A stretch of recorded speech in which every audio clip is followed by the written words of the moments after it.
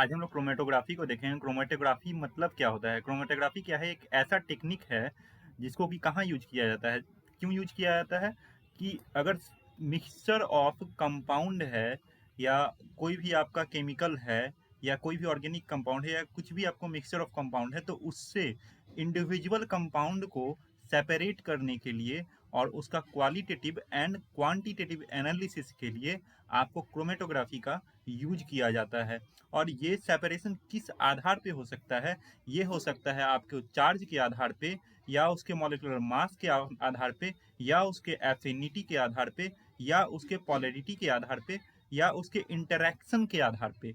ये इंटरैक्शन यानी कि बॉन्डिंग के आधार पे आपका हो सकता है। इसमें क्रोमेटोग्राफी में क्या होता है, दो फेज होता है। एक मोबाइल फेज जिसको कि कैरियर भी बोलते हैं, और इसमें क्या होता है कि सॉल्वेंट इसके थ्रू ही मूव करता है।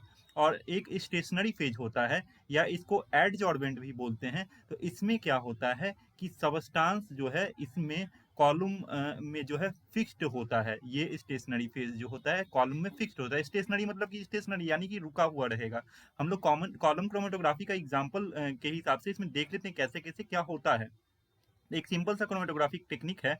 इसमें देखिए क्या है कि आपको कोई भी अगर मिक्सचर ऑफ सबस्टांस आपको सेपरेट करना है, तो उसको आप लोग क्या करेंगे कि ये सैंपल हो गया आपको, इसको किसके साथ डिसॉल्व किया जाता है, मोबाइल फेज के साथ जो है डिसॉल्व कर दिया गया है। और ये इसमें क्या है, यहाँ पे स्टेशनरी फेज भरा होगा। स्टेशनरी फेज जैसे कि बीड भी हो सकता है, या फिर और भी सिलिका जेल और भी बहुत कुछ होता है। ठीक है। फिर यहाँ पे ये क्या है, क्रोमेटोग्राफिक कॉलम है।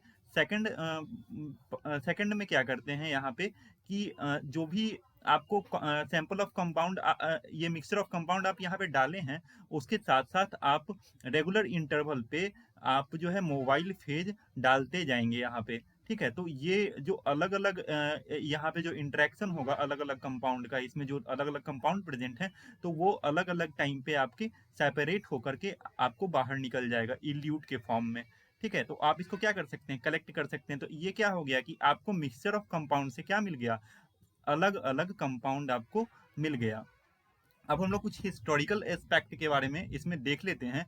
इसमें क्या है, जैसे कि 1819 में सबसे पहले कॉलम फ्रैक्शनेशन टेक्निक का यूज किया गया था, और उससे क्या होता था कि पेट्रोलियम इंडस्ट्री में यूज किया जाता था पेट्रोलियम प्रोडक्ट्स को सेपरेट करने के लिए। लेकिन फिर जो है 1900 में माइकल सीवेट, ठीक है, इनका नाम था, और ये क्या किए कि 1900 में प्लांट पिगमेंट्स को क्या किए, ये कॉलम क्रोमेटोग्राफी, ये सेम क्रोमेटोग्राफी टेक्निक को यूज कर करके, और इसका क्या किए कि इसमें कैल्शियम कार्बोनेट जो है आपको एडजॉर्बेंट की तरह यूज किए, और पेट्रोलियम ईथर या एथानॉल मिक्सर जो है इलुएंट की तरह यूज किए। और इससे क्या किए, ये क्लोरोफिल और कैरेटिनॉइड्स को सेपरेट किए। लेकिन ये टर्म क्रोमेटोग्राफी जो है 1906 में फर्स्ट टाइम यूज किया गया। ये माइकल सीवेट जो है, तो सीवेट जो है एक रशियन साइंटिस्ट थे। तो रशियन में सीवेट का मतलब ही आपको क्या होता है, क्रोमा या कलर होता है। ठीक है। तो इसी आधार पे इसका क्रोमेटोग्राफी नाम पड़ा। और दूसरा एस्पेक्ट क्या था कि ये जो है क्लोरोफिल को आपको सेपरेट किए थे, तो डिफरेंट कलर ऑफ कंपाउंड मिला था। तो उसके आधार पे भी ये प्रोसेस को क्या नाम दिए, क्रोमेटोग्राफी नाम दिए। क्रोमेटोग्राफी टेक्निक में इवोल्यूशनरी चेंजेस कब आया, तो ये चेंजेस कब आया, ये दो साइंटिस्ट जो है AJP मार्टिन और RLM सिंज जो है 1940 से लेकर के 1950 तक जो है इस पे स्टडी किए, और 1952 में इनको केमिस्ट्री का नोबेल प्राइज मिला। तो ये क्या करते थे, ये इसको और भी अच्छे तरीके से परफॉर्म किए थे।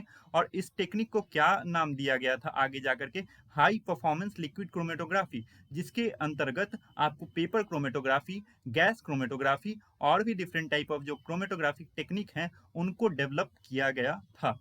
अब हम लोग टाइप ऑफ क्रोमेटोग्राफी की बात कर लेंगे। तो टाइप ऑफ क्रोमेटोग्राफी क्या होता है, अलग अलग टाइप से हम लोग इसको डिवाइड कर सकते हैं।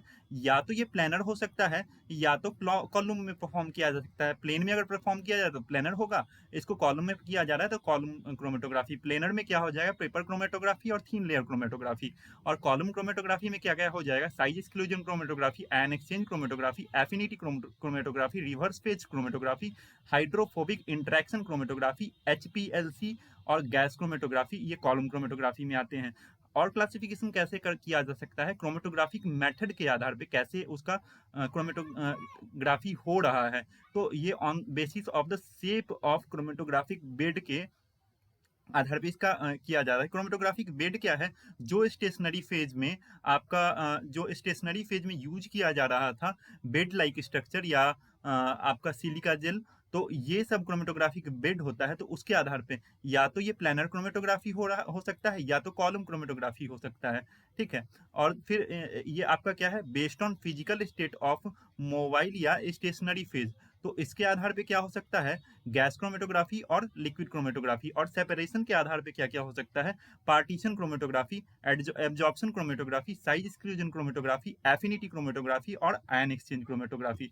अब हम लोग देखेंगे कि पेपर क्रोमेटोग्राफी का यूज कहाँ कहाँ होता है। तो पेपर क्रोमेटोग्राफी जो है ये ऐसा टेक्निक है जिसका कि यूज कैसे उसका प्रिंसिपल क्या है कि ये पोलरिटी के आधार पे कंपाउंड्स को सेपरेट करता है। या इसका जो सेपरेशन किसका किसका कर सकता है, प्लांट पिगमेंट्स का सेपरेशन कर सकता है। और इसका यूज कहाँ कहाँ होता है, फॉरेंसिक इन्वेस्टिगेशन में होता है। फॉरेंसिक इन्वेस्टिगेशन जैसे कि आरएनए डीएनए फिंगरप्रिंटिंग, या फिर क्या हो सकता है, अल्कोहल अगर आपके ब्लड में या कोई केमिकल ब्लड में आपका प्रेजेंट है या नहीं है, उसके लिए भी इसका यूज किया जा सकता है।